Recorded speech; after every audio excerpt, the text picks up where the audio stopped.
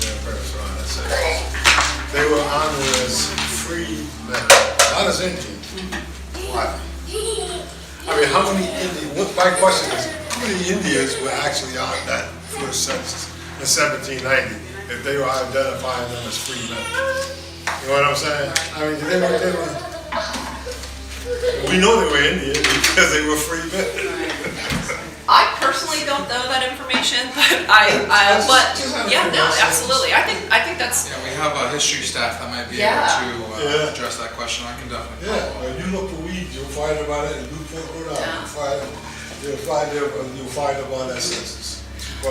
And I would say the National Archives as well. Like the previous census records are made public after 72 years. Yeah, after 72 years. And so for that 1790, it is within the National Archives, and you're able to look up the names of the people who are enumerated in that decade and up until whatever it was, 1970. But at that time, they were doing so many things. They classify them as mulatto, classify them as colored. They would classify them as everything but what they were.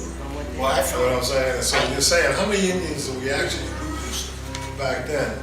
I think they started to correct some of this stuff today because, with all these laws that have changed in Virginia, they've realized, the information is there today.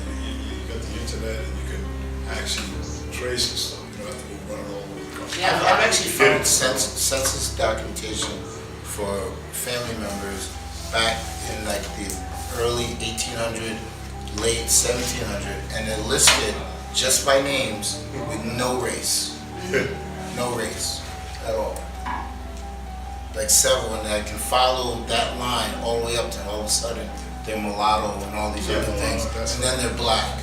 And then at one point, the one I always talk about is where it comes to two brothers, same mother, same father, one's black, one's white, eventually, and it just kind of, it's just, and that's separation.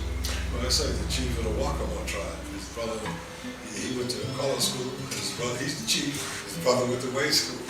I went down to Conway, South Carolina, Waccamaw.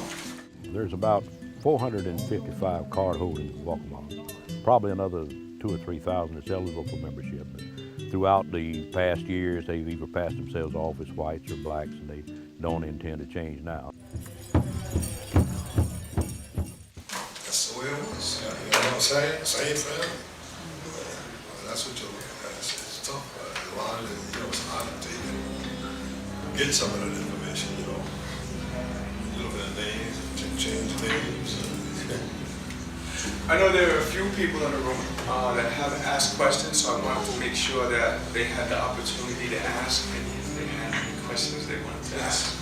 I guess my question, it was more of a statement when in here with as far as the Lenape. I think you and I had a conversation regarding the Ramapo and the other tribes that are would be under that same umbrella of the Lenape too. So just making it clear that we let them know that there's other places that they need to look at as well, as far as identifying themselves.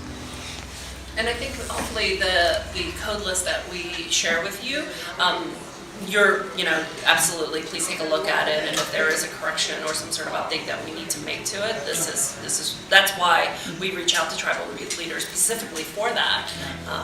So we're doing it right. Just so I understand, so if we look through that list and there are tribes that are not listed, you're saying we should send that information? I would definitely send that information.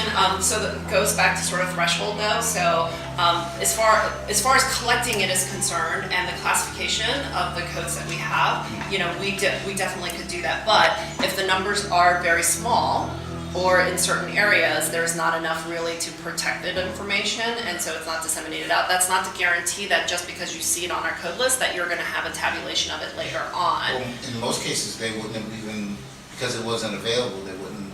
And they may not have reported it, right? Yeah. And so, I like to think of it as a living document where we're able to build from it. So maybe, if it's on our list for 2020, depending on how things go, perhaps in 2030 there may be a larger number of people who now that what they see and they're able to report it, and maybe we're able to report it out. But I think that's, like, for us, the code list is a living document that we are constantly updating and making sure that we have it right.